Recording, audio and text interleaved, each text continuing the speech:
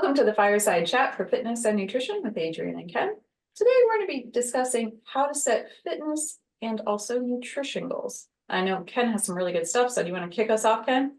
I do, Adrienne. Yes, thank you for that introduction. So I wanted to talk about, pardon me, different body types and how you train for those specific body types. There are three basic body types. Everybody's a combination of those three, but the three basic ones are ectomorph, endomorph, and mesomorph.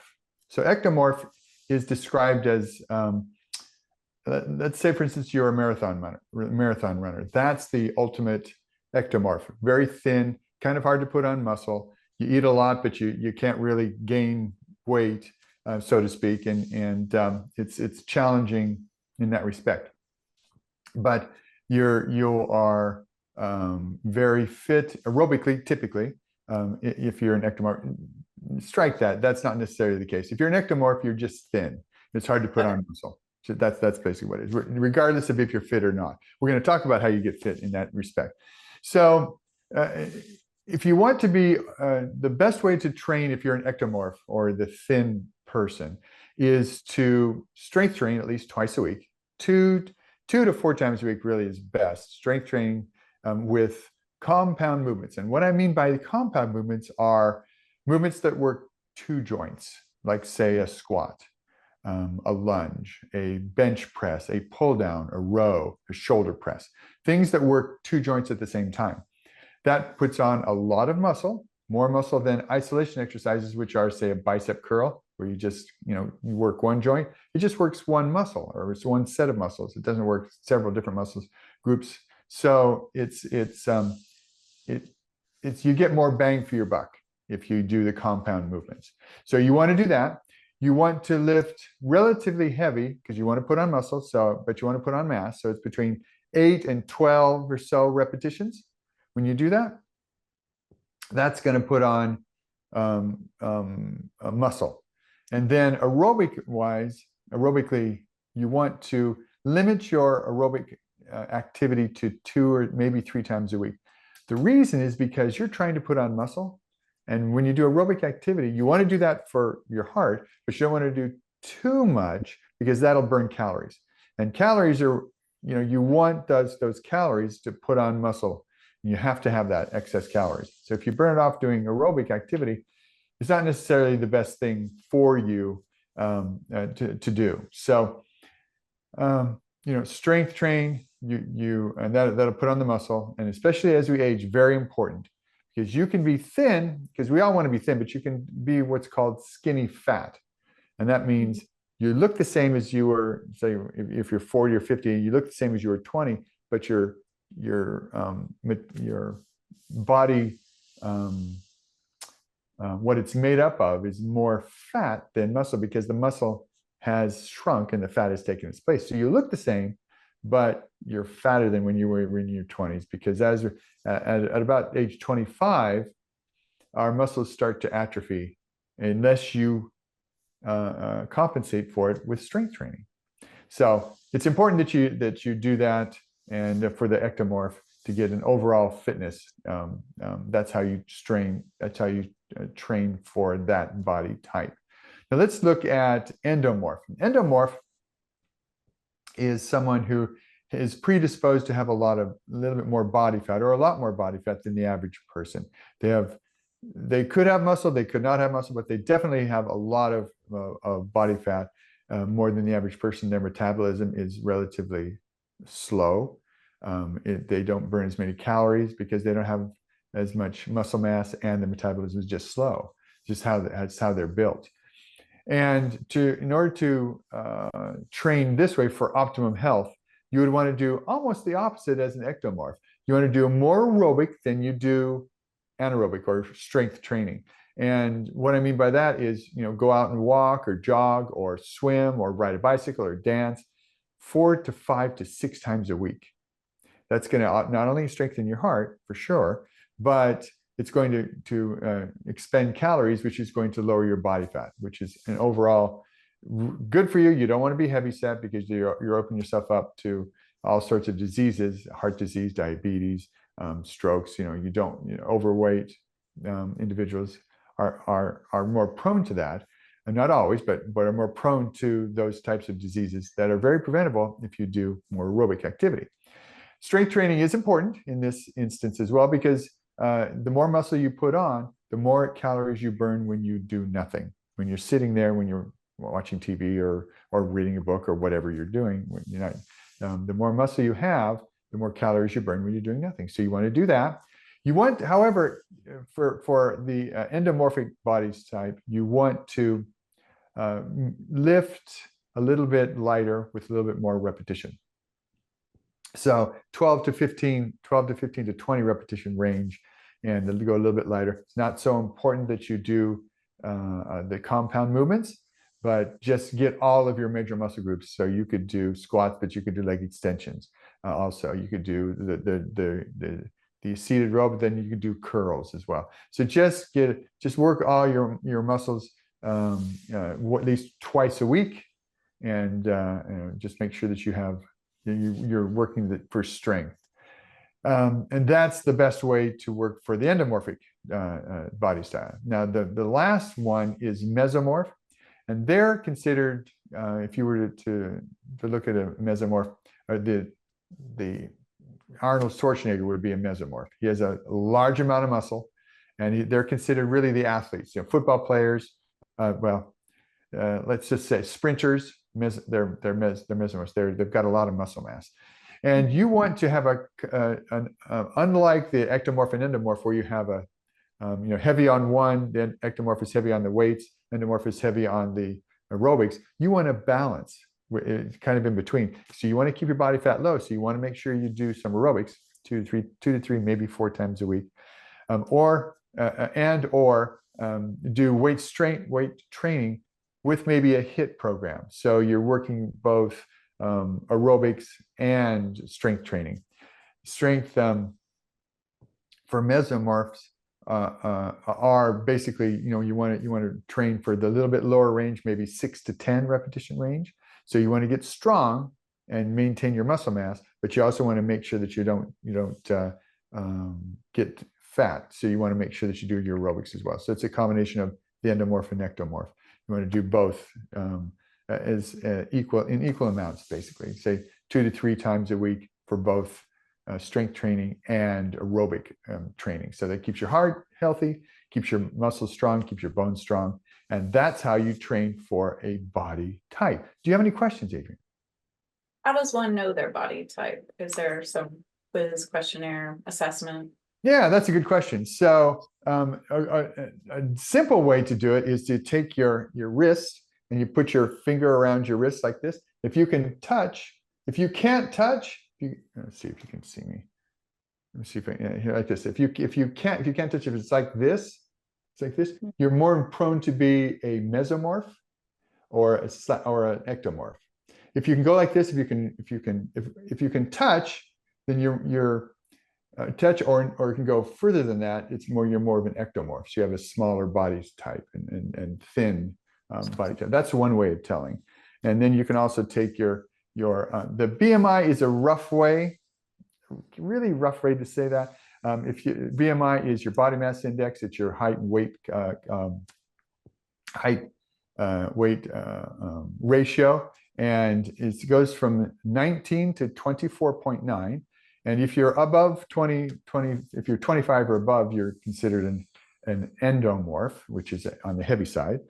In between that is mesomorph, ectomorph, and below that is an ectomorph. So below 19 is an ectomorph. So those are just a couple of brief ways to tell. You can also take your body fat as well, and above 30%, you'd be an endomorph. This depends on how old you are and if you're a man or if you're a female, if you're a male. But it's typically if you're over 30% body fat, what should be your endomorph. If you're 5 to 10% your body fat, you're an ectomorph, and anything in between there could be a combination of the two or a mesomorph.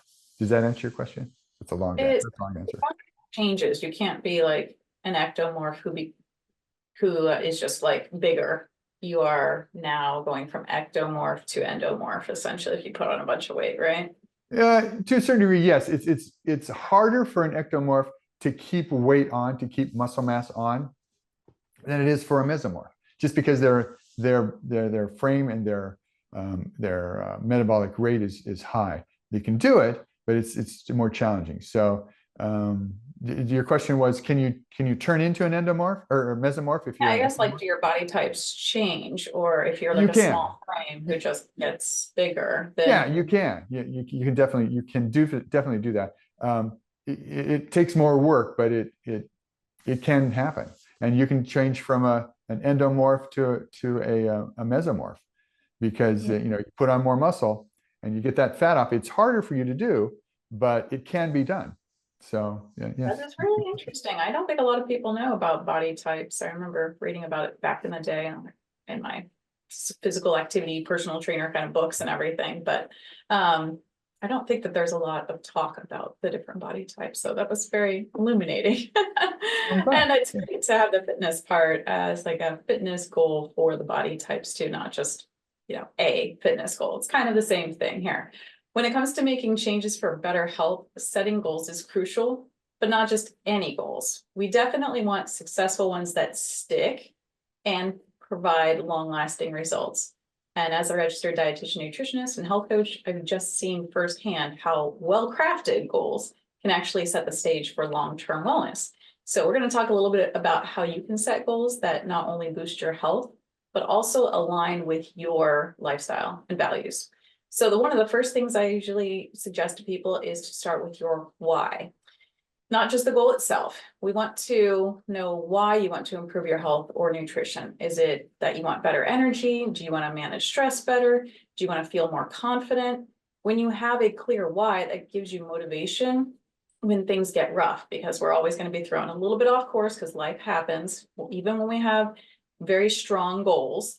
So I would take a moment to figure out what really drives you. If you want to be able to be around and watch your grandkids graduate from high school, or to play with them while they're young, that can be a very powerful why for people when they're like, oh, I need to lose weight, or I need to take care of this health condition. So that's one of the number one things.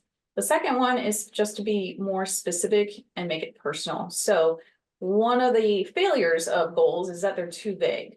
To eat healthier or to lose weight, these are aspirations that are too broad. So to set successful nutrition goals, you need to be more specific about what you want to achieve. So instead of eat healthier, maybe you're going to add 1 serving of leafy greens to your lunch every day. Or instead of having a sugary snack, you're going to have fresh fruit maybe 3 times a week instead. Another thing is to make your goals measurable. So it's important to quantify your goals whenever possible so that you can track progress. So an example of this would be, instead of I need to drink more water, you would say, I'm going to drink 8 ounces or 8 glasses of water per day.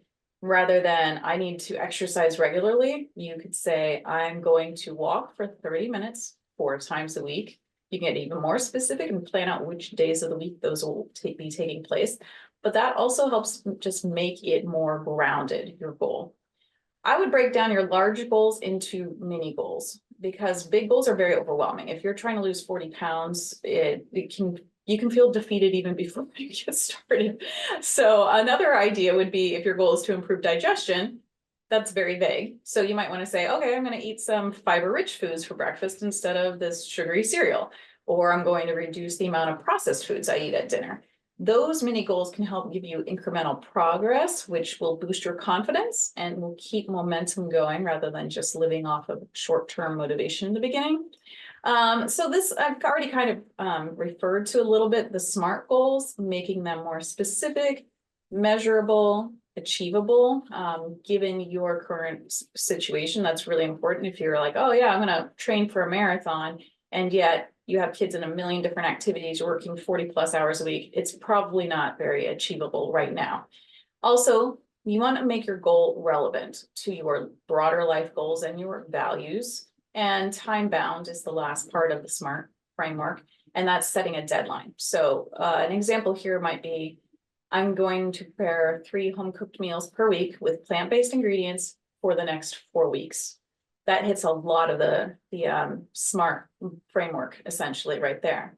Also, we want to focus on habits, not just results. So instead of I'm just focusing on losing 40 pounds. What we want to do is focus on the daily habits that lead to that outcome. So that might include, I'm going to be mindful eating. I'm going to be paying attention to my portion sizes. I'm going to be engaging in regular physical activity. I'm going to be meal planning. When you prioritize these actions or these habits, the outcomes of losing the 40 pounds or having the better energy or better digestion or anything will just naturally follow on from that. Another key part, and this is the fun part, you want to celebrate your progress along the way. And realizing, as an aside, that progress is not perfection. It's just knowing that you are going to keep moving forward, even though obstacles are going to put themselves in your path. And a way to celebrate that I would encourage people to do is more non-food rewards. So you don't want to necessarily set a goal of, once I lose 10 pounds in a month, I'm going to eat a cheesecake or something. I would maybe choose some new athletic shoes or a pickleball racket or whatever you want. That's just not food. And another key part of this is seeking support and accountability, because that can make all the difference in sticking to our goals. So whether it's a friend, a family member, or a professional, you definitely want to find somebody who can keep you accountable. You want to share your goals with them, check in regularly to stay on track. You could also join a community or a program like a wellness group, where you can connect with others on a similar journey. And that way you all have the shared experience of working towards better health. And that can just provide the motivation that we might not have on our own. So yeah, definitely remember, the small steps that you take today will lead to big results tomorrow. And any questions, Ken? No, you covered all the aspects. It was good. No. Okay. I hope that helps everybody. For sure, please put any things that you've tried in the past or are going to try now as a result of hearing about body types or some very specific ways of setting nutrition goals. We would love to hear what you're doing. Also, if there's a topic that we haven't covered that you'd like us to, please put that in the comments. Feel free to like and subscribe. And if you like the work that we're putting out here, please consider supporting this channel through our link below. Any parting comments? Consistency, Adrienne. That's what I preach every day. Consistency every time. So it doesn't matter what you do, just do something and pick it and try to do it on a consistent basis. It may not be every day, but try to do it 2 to 3 to 4 times a week, and you'll see progress. What about you, Adrienne? The small steps matter for sure. That's what I would say. Just pick one thing that we've talked about today, try to implement it, and you will see results. Also, stay tuned to the end to find out more about our new programs, special deals, and events, and we'll see you all next week. All right, take care.